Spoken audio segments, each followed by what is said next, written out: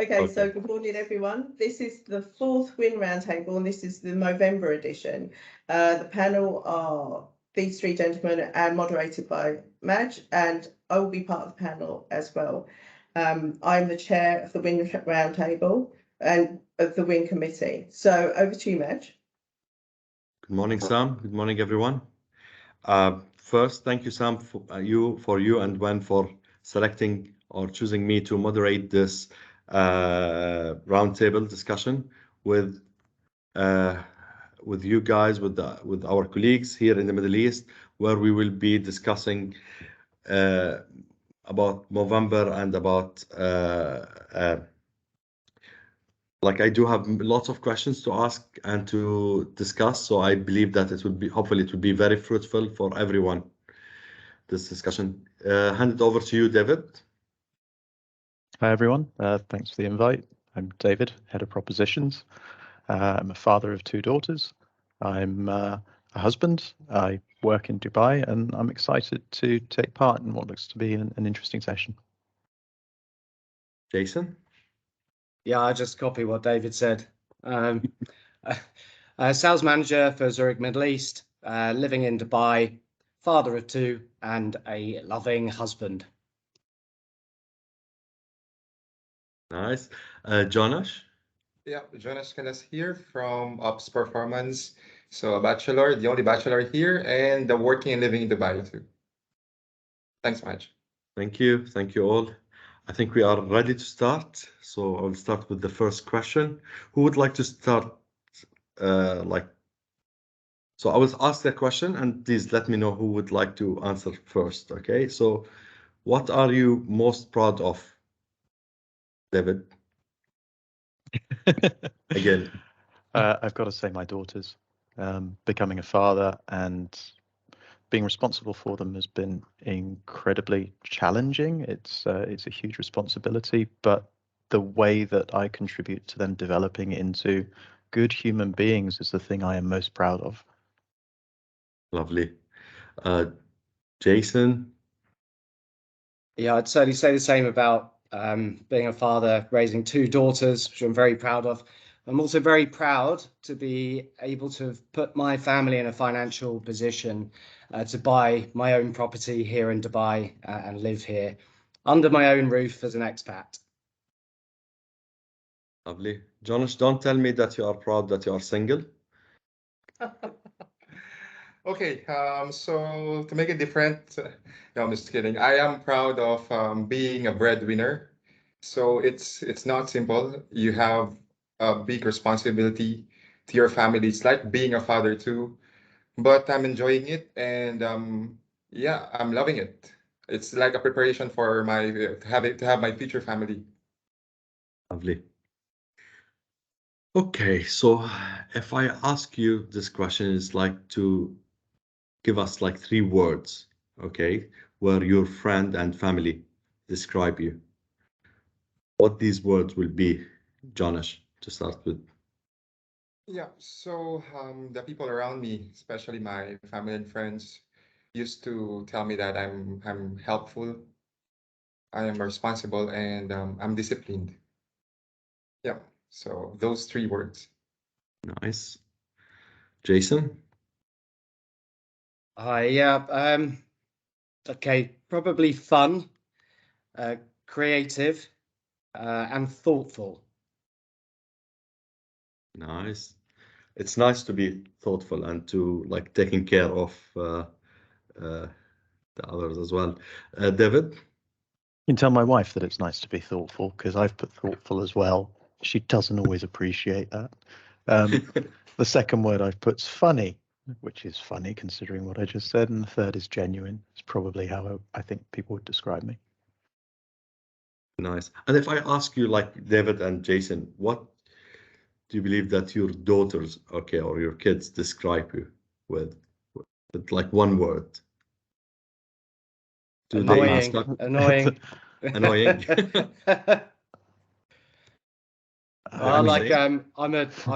I think here I'm the tickle monster. So and I've said it's most ticklish when you're least expecting it. So whenever she's least expecting it, I end up tickling her. So yeah, annoying would probably be the way she describes me.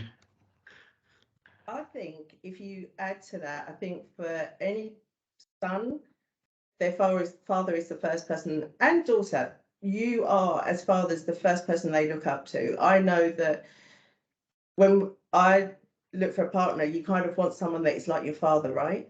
So Oh, that's it's a important to huge me. responsibility, Sam.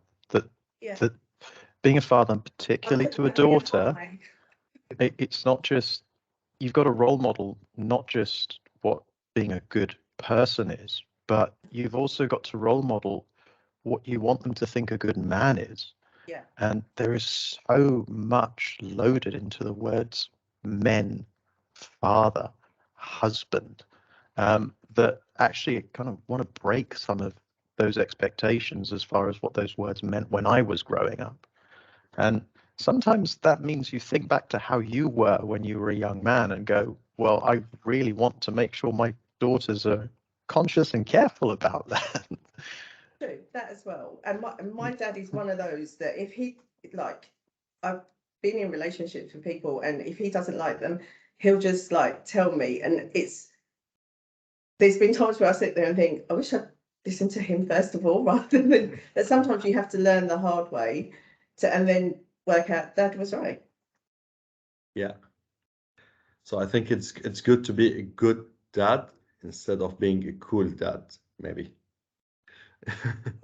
I'll take that. Yeah.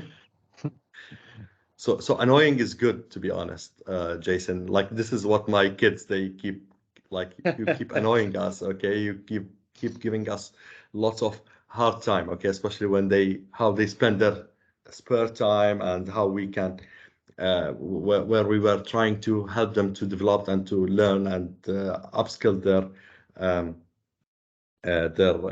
knowledge and other skills that we are looking as a parents to let them acquire.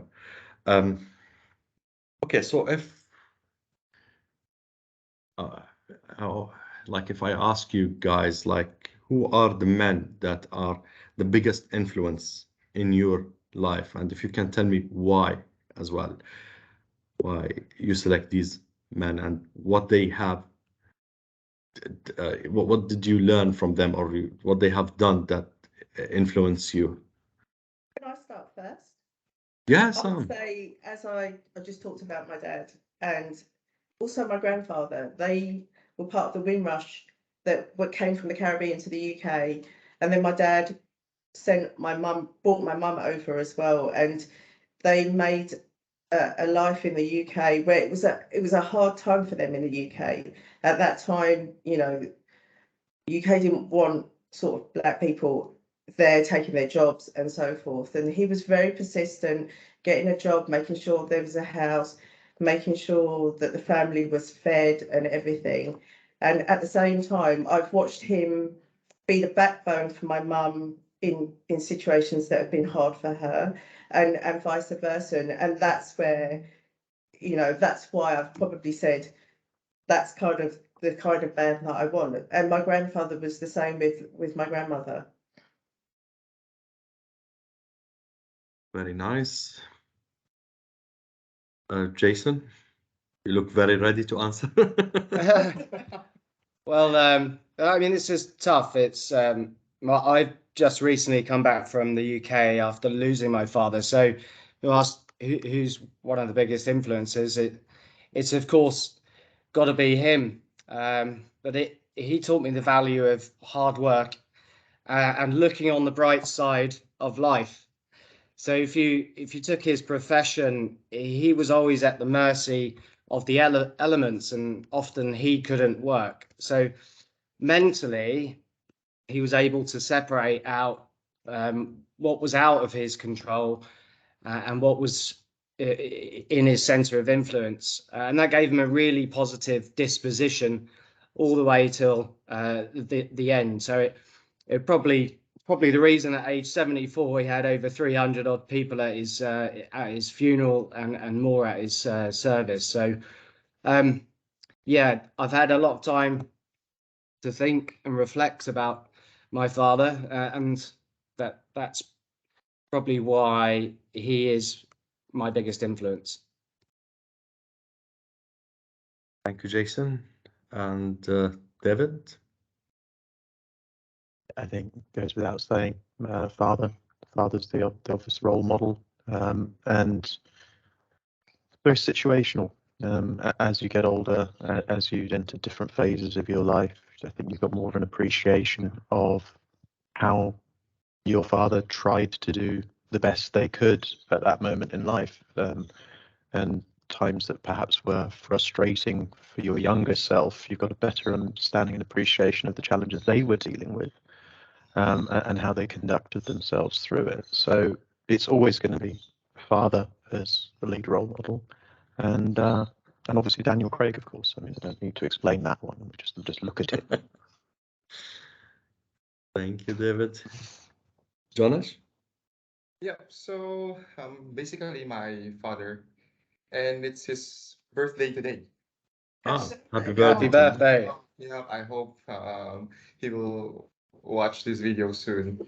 Okay, so he's a great father, but growing up, he was not with me. He was not with us. He's working abroad.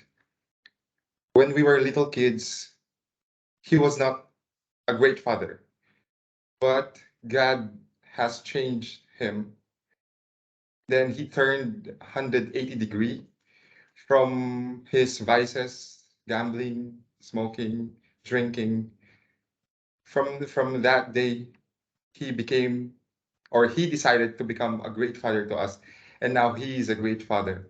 And I think being a great father doesn't mean that you have to start being great, but you have to decide when to be great, or decide that you wanted to become a great for your family or for the people around you. And I have so much respect, and I love him so much.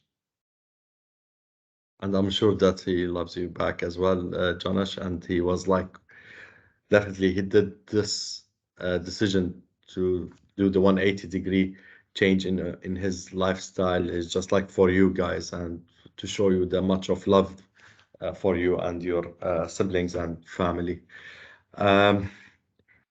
For me, I literally I will echo all of you. It's like my father is a great person. He helped me, and yeah.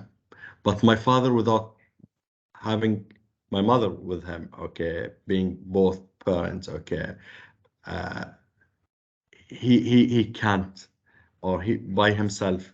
It would be very difficult for him to achieve or to make me achieve what did I have achieved without having my mom, which she was working with him and helping him and handling the house, even the other uh, um, like like helping us with our homeworks and all of these things. And he was like giving him the time to work for longer hours in order to help us to meet all of our financial needs and the other needs for living, to be honest. So yeah, yeah, they influence me in my life. Okay, so uh, so like people, sometimes they may not understand you, or they may get you wrong. Okay, so what is something people get wrong about you, Jason? And maybe, yeah. Well, the World Cup's on, Okay. and everyone I speak to assumes that I'm an England supporter, but I'm not. I'm a Netherlands supporter because I'm half Dutch on my mother's side. So that's That people get explains wrong about so me. much.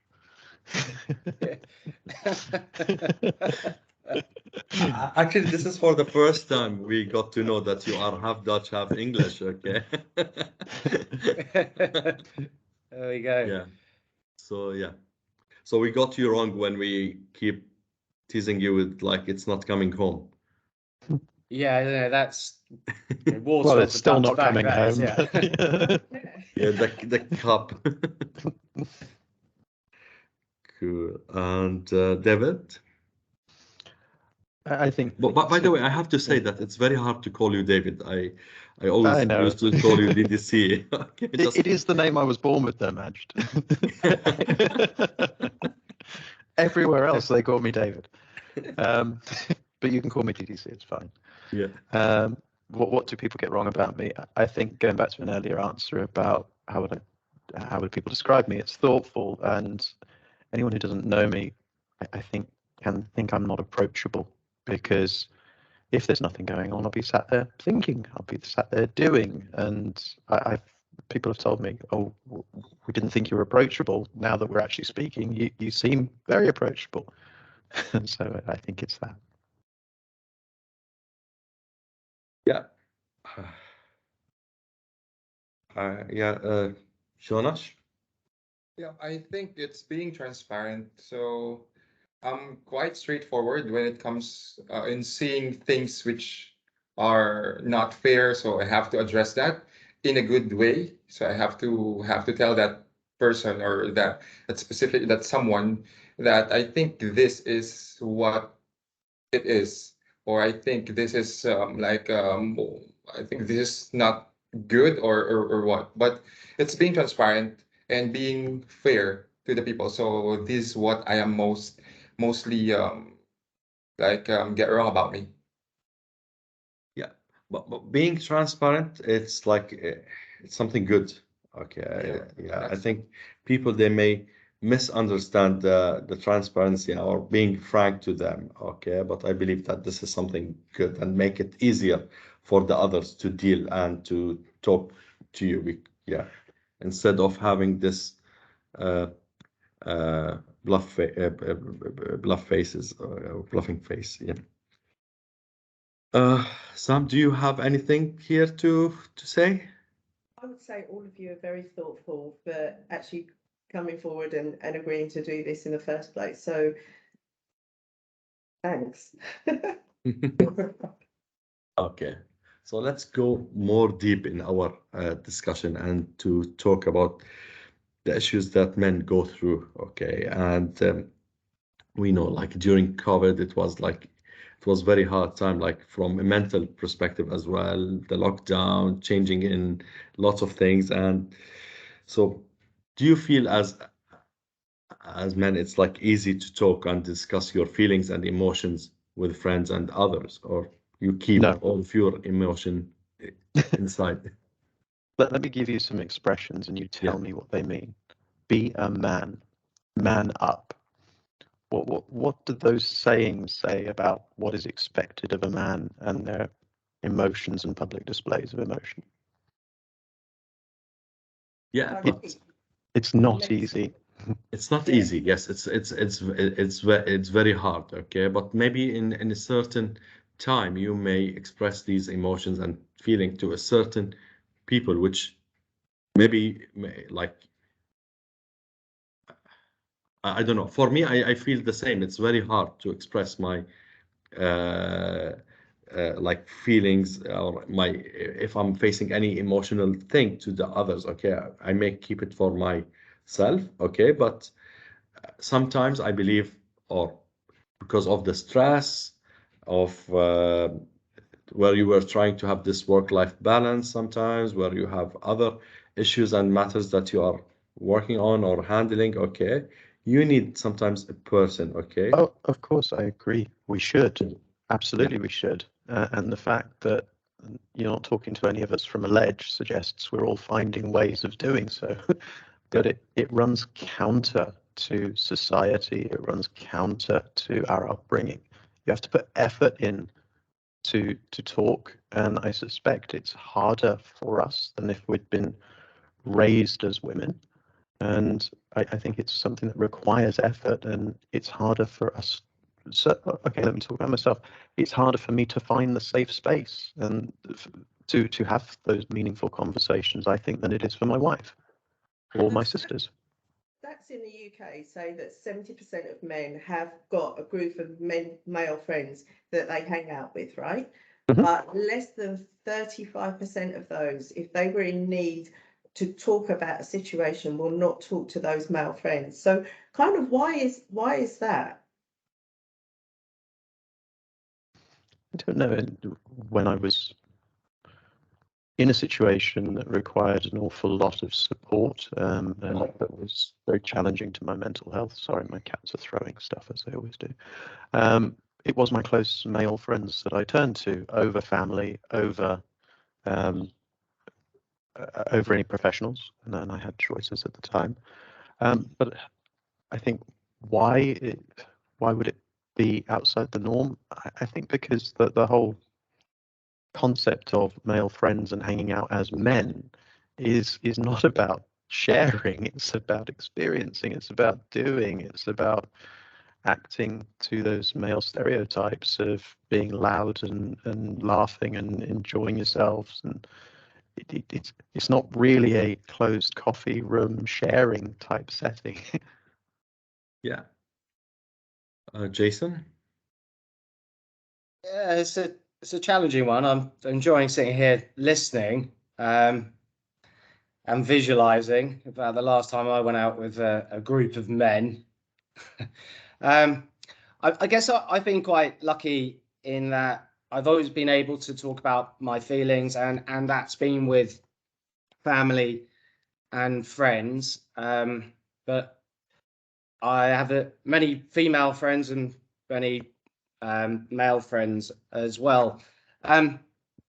What I've managed, what I've done really in my past is I've practiced and studied various strategies to deal with state management, to manage my state in certain situations, which has meant I haven't had to seek professional help, but I've actually been able to understand if I was really, really, really stuck, that's the point at which I would perhaps need to go and speak to a professional or a practitioner. But what I've chosen to do instead of paying someone is I've paid myself by studying and understanding how to deal with information, deleting information, understanding that certain information is distorted, and I can therefore distort in favor of a positive mindset. And that's fun. So for me, but managing my state is something I have to do every single day. And if I feel I can't then manage the state, I go and speak to people, gain a different perspective, and then I can go back to working with those skills necessary to kind of move on. Yeah, that's my part. I like how you were trying to gain the knowledge that help you also to manage your feelings, and yeah, that's really good. And for me, sorry, Jonas, before going back to going to you, okay, just like, yeah, I totally agree with both of you. It's very hard sometimes to express, okay, but I don't see any issue that in a certain time to go and seek professional help, to be honest, okay, because sometimes it's good to hear from a third party, as per my legal terminology, okay, which they can spot the light or shed light on stuff that you may not be aware of it, or you may not aware of the consequences of the ignorance of these, keeping these emotions or these feelings inside yourself.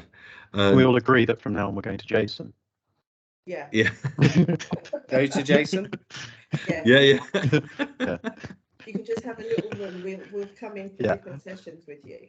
Yeah. So yeah, you have to tell us when you will be full ready, okay?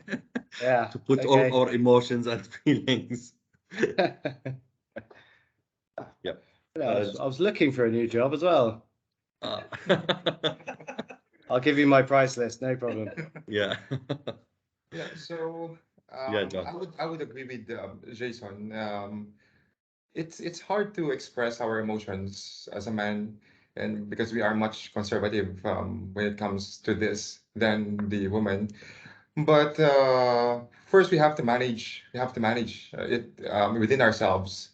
But if you are not able to manage it anymore, if you're not able to control your emotions or you cannot handle them, then I think you have to go and seek your friends.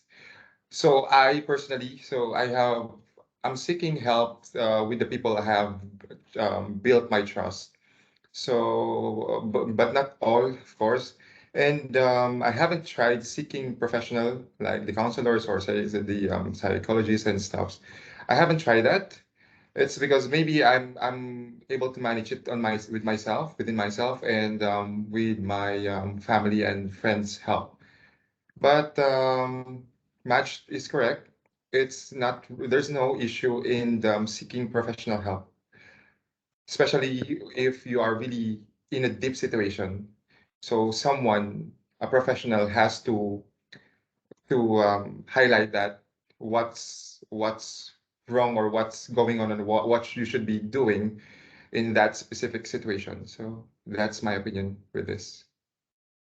And here, if I would like to add that there are some men, especially in the Arab world, to be honest, they have difficulties to express when they are feeling happy or they are in a good mood, they will continue look very serious, okay? And you still look to them, feel that, oh, they may face like a huge financial problem.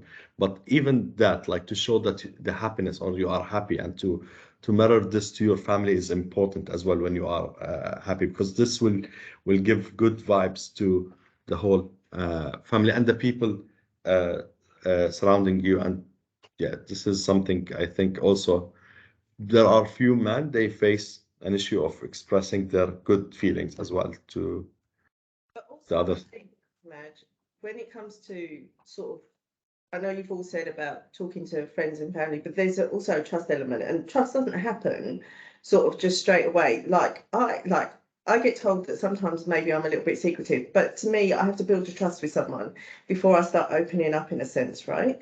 So I know that if I'm going to tell them that it's strictly between them and me, that they're not going to take it and sort of tell other people. So that trust builds within time. That doesn't just happen overnight Right. unless you're very, very lucky.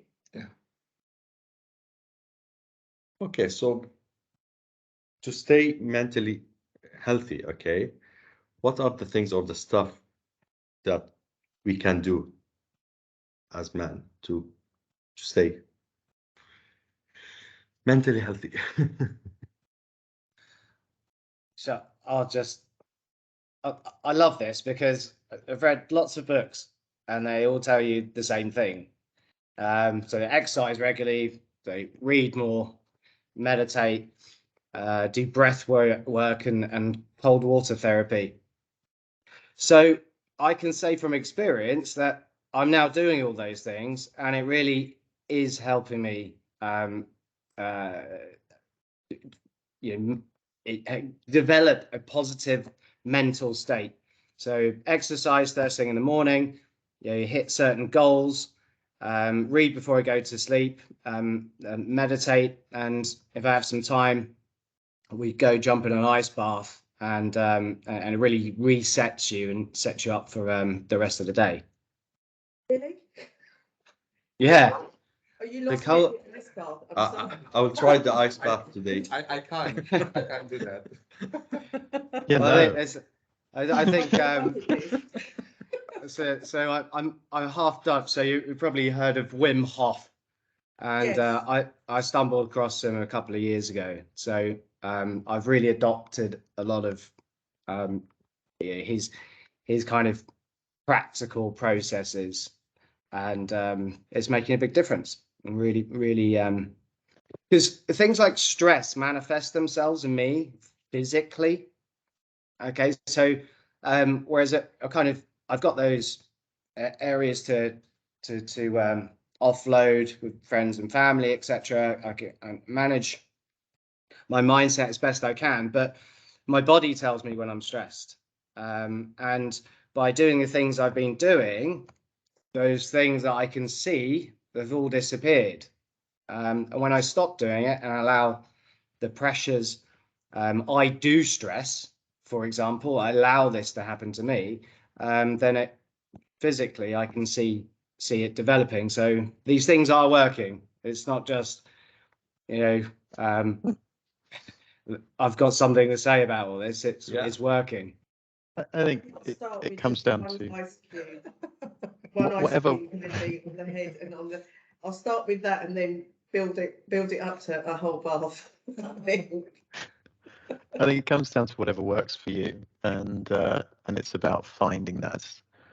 I have no doubt that that works for Jason.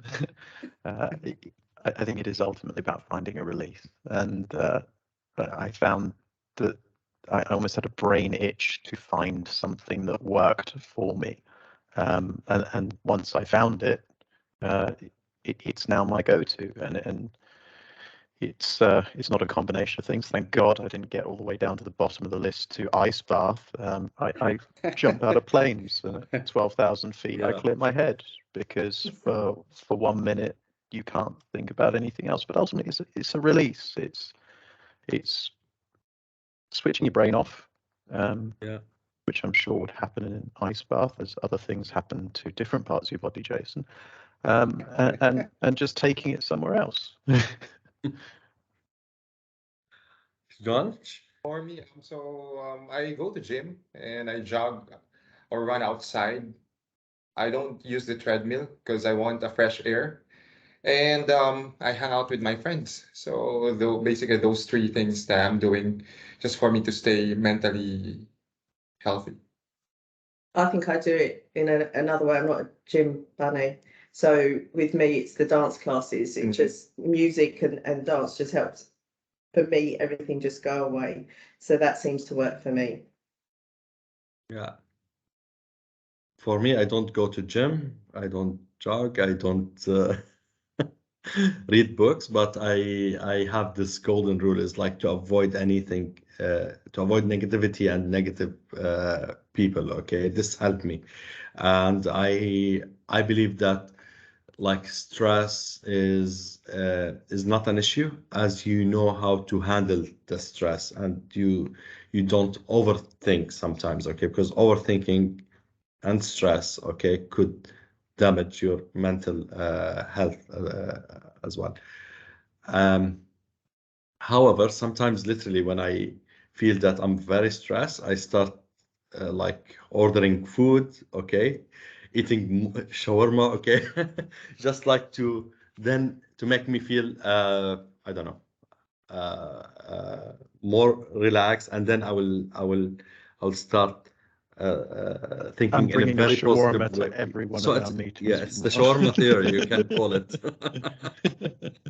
And it works, okay. I feel that um by avoiding negativity and negative people and negative topics sometimes, okay, where like people they keep blaming and complaining, okay, this make you feel uh, annoyed, or this will increase the level of the stress on you, okay. And yeah, so, and definitely this is in one of the books that you have read, Jason, like to avoid negative people. Yeah, certainly, but is understanding where you store that is important as well. Like the RAS, which is essentially your brain's Google like cookies.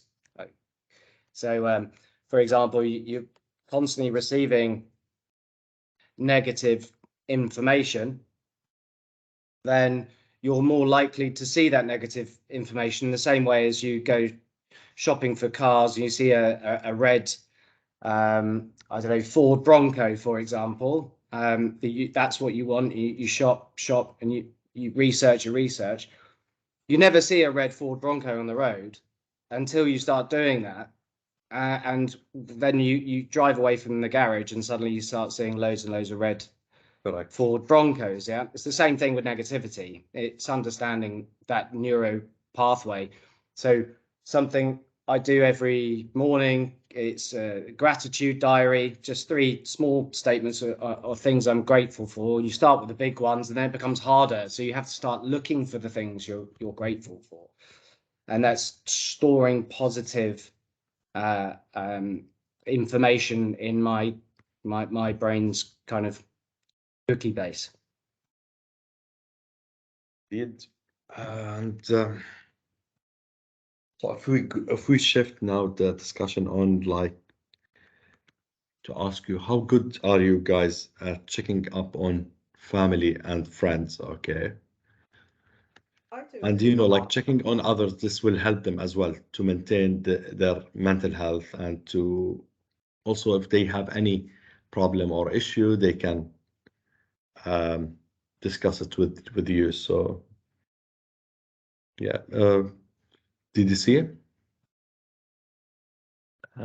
For this question, I put not as good as I probably should be, but probably better than I think I am. I think we can always do more, but I suspect if you asked anyone who's near and dear to me, they would say, I do care, and they know I care. I do check in on them. Yeah. I think like one of the or the disadvantage of technology, all of these like family WhatsApp groups, okay, where making sometimes it becomes like make you feel that you are you may know all of their or the social media in general, that you are with your family, okay, but virtually, okay, without like you will know that this person has checked in this place, that he's, for example, he's in Paris now, so you don't grab the phone and ask him, where are you, or what are you doing, and what's your plan and everything. You just got to know that he's in Paris, so then you may not call them or check on him, because you have all of these things up to date, okay. But I believe it's still really good, like, to grab the phone and to check on others, not only on the social media or through these WhatsApp groups, or Jason. Sorry, Sam. Sorry. I think I had to do it because when I moved here to Dubai, I moved here on my own. So all my family are back in the UK, and then I've got family in sort of Canada, the States, Dominica. So it was then making sure I knew the time differences, and so I often try and check up on them just to see how they are. My parents are not really one for like technology. They've only just last year got their first mobile phone. So this was really hard for me. So I've had to make it a point of doing it, especially as I think a lot of people thought I wouldn't move out here on my own because I'm very family and friends orientated. So they were like, she's not going to move out. And I was like, yeah, I'm going to prove everyone wrong. And then like the first 6 months was tough for me here being on my own because I found it really, really hard. And maybe then being in contact with them, checking how they were, probably didn't help me because it made me more homesick than anything else. I don't know. There's good points and bad points. I do check up on them. Like I speak to my parents like a few times a week. So that's become a habit now. And now that the football's on, my mum is a huge football fan. So she thinks that every time England play, I'm going to ring her straight after the score. And I'm like, no, not every time, but I will ring you on some of them. So yeah, that's kept us going for the moment. Yeah, Jason? So as an expat, I find it quite difficult to stay in touch with my extended family, but my immediate family, sister, mum, I contact them quite often, whether that's Zoom or if it's not Zoom, I always pick up the phone and have 5 minutes. But I'm constantly with my friends here in the UAE, so I'm good at that. Enjoy that. Maybe too much, too much social. But I came across something. My uncle in Holland were speaking. I lost one of my extended family in Holland, and he was explaining he went through euthanasia. And apologies if you're for, against, or neutral on this, but the concept is that they organized, they had a specific date where they knew that there was going to be Uncle Jan's last day. And before that date, I think the hospital gave the family a book. And forgive me, I can't quite remember what it was called, but it's something like the questions you should have asked. And my cousin Stephen organized a series of sessions where they filmed and had family members around, and they asked the questions from the book. And it was like digging up treasure. Is all this world of experience that no one in the room knew about. So I've been thinking about that. Is fresh in my mind, in that when we speak to our family, when we spend time with friends we haven't seen in ages, is almost to be prepared and ask the types of questions you wished you'd always asked. And so you really extract value and deep insight and experience from the people that you're interacting with. And you know these people, but you don't know unless you ask the question. Yeah. Agree. Jonah? Yeah.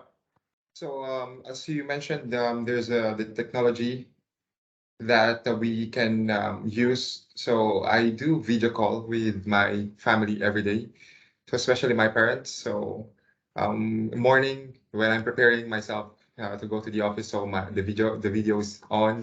So I'm talking to my parents, and yeah, even if we are not, even if we don't have topics, because every day we talk. So the video is on. They are seeing me. I'm seeing them. And then apart from my family, with my friends here and in back in my home country, so I message them. They are also messaging me. So we are asking how are we doing, and it's not only asking them how they are doing or how we are or what we are doing. It's also giving or sharing words of encouragement, and also saying the words like "I love you," especially to our families. So I grew up with the family oriented, um, and we always say "I love you" like 50 times in a day, just like in our group. So we just gonna drop one message with "I love you." So we are used to doing this, and we are like very sweet, even with our dad, even with my brother. So yeah, saying those words which you don't usually say, just try to practice it. Yeah. Yeah. Okay. So I think we are all still young men, okay? But in this day and age, what do you think men need? David? I honestly don't know how to answer this question. I mean, it's Yeah, going to be different for everybody, correct. because we are all the sum total of our upbringings, our experiences. So what I need might be quite different to what Jason needs. I think overall, and we're already seeing this, that there needs to be a progressive redefinition of what the expectation is to be a man and what the expectation is to be a woman. I think you cannot have one without the other. So and I'll keep coming back to this, when I've become a father to a daughter, it's like my eyes have suddenly opened to what it could potentially mean to be a woman. I have sisters, I have a mother, I have a wife, but nothing was as eye-opening as when you have a daughter who you are responsible for, at least to me. And I think being mindful of what it is for her to go through life, what challenges she may face as a woman, is very instructive for me on how to be as a man, which in itself I think helps. Yeah. For me, for my situation, I'm a father for two boys, okay? And literally what make me, uh, I can say that I have the same responsibility as you, David, because I want them to be good father in the future, and to be good people as well and good citizens. Okay, so these things that I always like feel that this is a responsibility of the parents, both parents. Okay, but as a father, you have a different role to play sometimes, and this is something that we have as a parent to keep it in mind, especially when we deal and when we talk to our kids. But if what make me,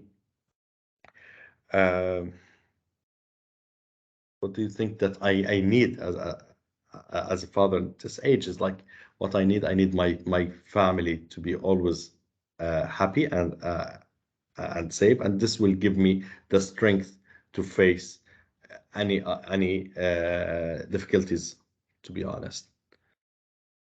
That could also bring a lot of pressure on yourself, mate. I think what you need is to be told that you're doing as good a job as you can. I think that's the bit that can be missing, because there's all of these pressures in your head and in society for the roles that you play, whether it's as legal counsel, as father, or as husband. I think in professional settings, you get feedback and you get told how good a job you're doing. I think in those non-professional settings, what you probably need is to get that validation. Yeah, our wives tell us they love us and they appreciate us. Our children tell us they love us and they appreciate us. But they can't. I don't think they can tell us you're being a great dad or you're being a great husband. They haven't got the frame of reference, and it won't assuage our insecurities if we have any in that area.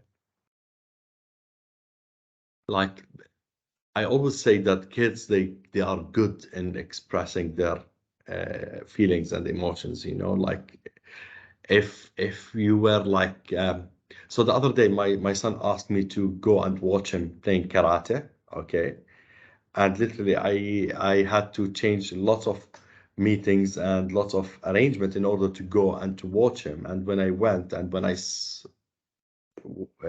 watching him doing well in his karate test and getting the being upgraded to another level, okay, and then when he went out, he gave me a hug, I guess this was enough for me, okay, this is what I need. But yeah, and also like my wife, but also I like me as a father, I always need to show them the same and to show them the appreciation, okay, and this to become more as like a habit, that like to thanks, to be grateful to like to the others and to your family first as well. Jason, I think you were trying to say something here. No, I'm this being a man thing. I'm not signing up to that. Just try and be the best version of me I can be to whoever that is in any given situation. So whether that's having to be to practice emotional intelligence, for example, so that I can connect more deeply with the people I'm with, then that's what I'm going to do. That's what I kind of get up and set myself out to do each day. Yeah, so not the greatest of answers, but Yeah, that's how I feel about it. Also, I think, like Madge, what you said about making the changes to be there for your son's karate lesson. I know as growing up, my dad used to turn up to sort of like my dance competitions and, where I thought he wasn't going to make it. And then you would hear him just shout out the name and I'm like, I know that voice. And then that would just make your heart just so full that he's made that effort to, I know that he's busy and I wasn't expecting it, but those times where he did turn up, those little things just mean so much to us as children when that happens. and it's a win-win, like both the son or the kid and the father or the mother, okay, they will benefit from this. Like at the mental health level. Jonash, I know that we are all busy and we have like a very busy schedule. So, Jonash, if you have anything to add here on as a single man, okay, which I believe that me, David, and Jason, we were like focusing at the fatherhood in this question, and Yeah, I believe the others that they are watching us will be like, okay, definitely what he needs a beer now, but okay, for me, what do men need? So I think I agree with David. We need to be appreciated. We need to be validated. Um, and apart from that, we need to be responsible. So being a man means you're responsible, becoming a responsible father, becoming a responsible son, responsible friend, and employee. So that's for me is being a good man. And yeah, taking care of yourself and taking care of other people. So But I also think that the whole thing that David and Jason were saying about like the manhood and being like man up and all that, we need to take away that stigma that you don't have to. It's not necessary for that. You know, you don't like not everyone wants like a man sort of thing, right? Kind of, it's good to have both sides of it. Those that will talk about things that you know that as women we get it sometimes that sometimes we're like too chatty or we're too emotional. So it's getting rid of all of that stigma about what a real woman or a good man or a good woman should be. Mhm. It's getting rid of all of that stigma. I think we do really need to get rid of. yeah, I believe it's not about getting emotions or being emotional. It's just like how you control your emotions. Maybe men, they know how to control it, which may have this negative impact on their mental health. Okay, where women they are willing or they are ready to share their emotions, would just help them to relieve from any stress or pressure or any issue that they are facing. Or Yeah, I'm not meaning like sort of emotions like when I say it like that, it's like if I have a partner, if my partner is worried about something, I want him to feel that he is safe with me to talk about that, and between us we will sort out whatever is going on. That's what I want, is that he doesn't just fester it up and keep it inside him and he gets ill with it in that sense. I want him to make sure that he feels safe enough with me. And that would be part of the job that I would have to do, is that he feels comfortable with me to be able to talk to me in that sense. yeah, okay. I think the next question will be to David and Jason. Okay, and like both parents, do you believe that they should share equal responsibilities in Why raising wouldn't their they? children? Yeah, of course. But Why not? how It you would will be how foolish you to will suggest measure? otherwise. I agree. No, no, but how you will measure the like equal? Okay, it's like because Oh, sometimes you may have to play, or the mother she may play more roles, okay, than the father, or the father may, but both need to be responsible, but right? both parents have equal responsibility to developing a human into being a person, right? That there is, I think the question goes to the old-fashioned stigma that a woman's job is to raise the children, the man's job is to go out and make sure their finances are in a position to support that. That's not the case. And anyone who believes that is missing out on the most beautiful part of life, that the involvement you have with your child, Yeah. changing nappies. There's absolutely nothing wrong with it. And I know people who still think that way, and it's their loss. So no, I think it's controversial to suggest that both parents don't have equal importance and roles to play. Agree. And if my wife is watching this, I'm fully in agreement with what David had just said. I do believe, and I do believe about the like equal responsibilities, like in raising children and in other life aspects as well. Sometimes, You play to your strengths though, right? yes, So I have the superpower of sleeping through the night. Unfortunately, my wife does not. Hence, if the children wake up, she will go and take care of them. By the same token, if there's something that I can do because of something else, I will take care of it and not leave it to her. So Yeah, you divide things up as they work for you. But yeah, it's joint. I agree. Jason? Probably a couple of things here is years ago when I first met my wife, we were talking about what would be like as parents if we were to have children. And I remember we got in an argument that night because I kept on saying, well, I'll be teaching her or him this and da da da da da. And she said, why would you do that? Why would you do that? That's so annoying.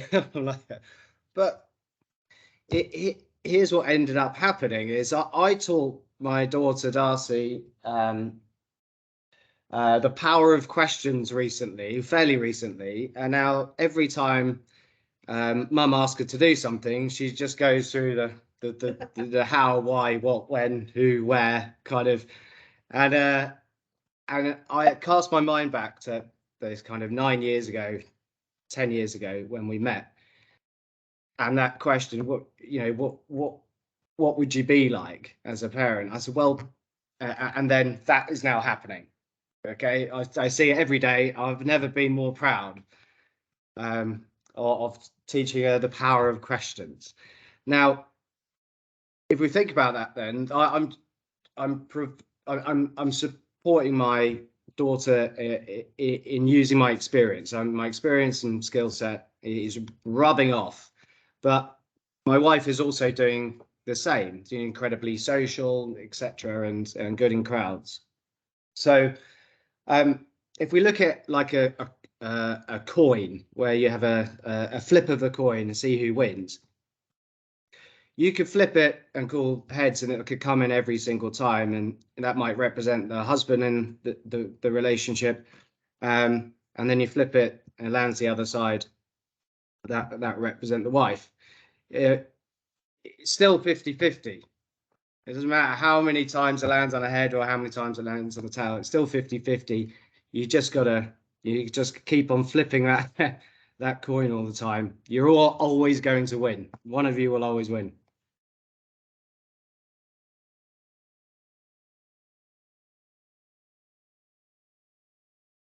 Not sure.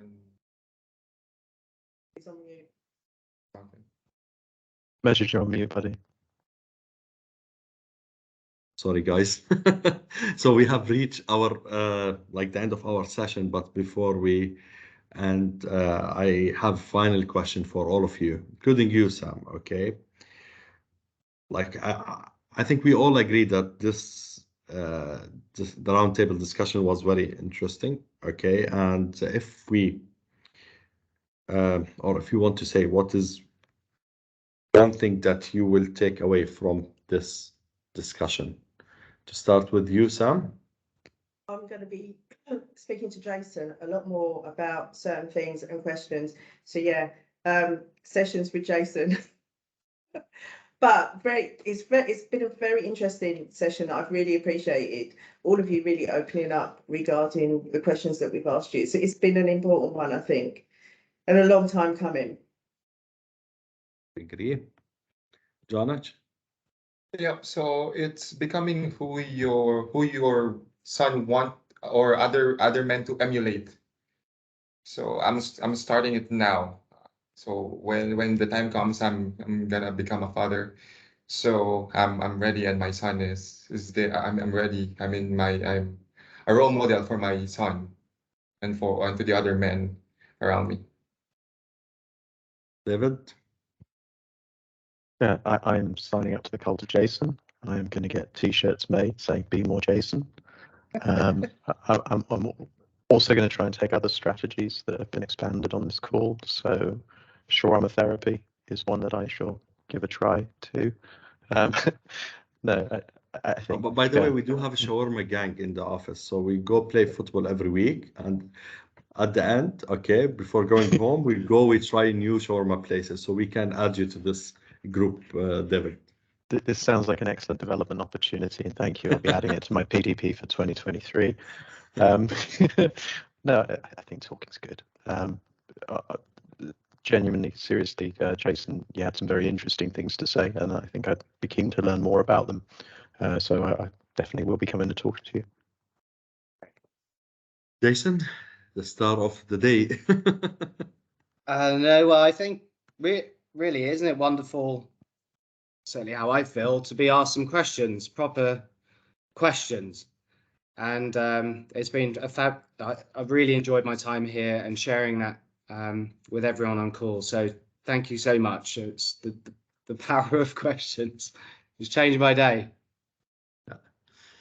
Okay, thank you everyone. Thank you, Wen. Thank you, Sam, for organizing this session with the lovely colleagues. I think all of us, we have benefited from this session. And if I have to say what I will take away from this session is like, it's always important to talk and to express your emotion and feelings to the right person, and the one that he can provide you with the required advice or can help you to control or to manage the situation or the stress that you are facing. Thank you, everyone. Have a good day, and see you soon. Thank you, Thanks, Majid. everyone. Thank you. Thank you, Win. Bye-bye. Thanks, guys. That was great. Bye-bye. Fantastic. Dave. Thank you. David, Cheers. Madge, Sam. Bye, everybody. Bye. Bye.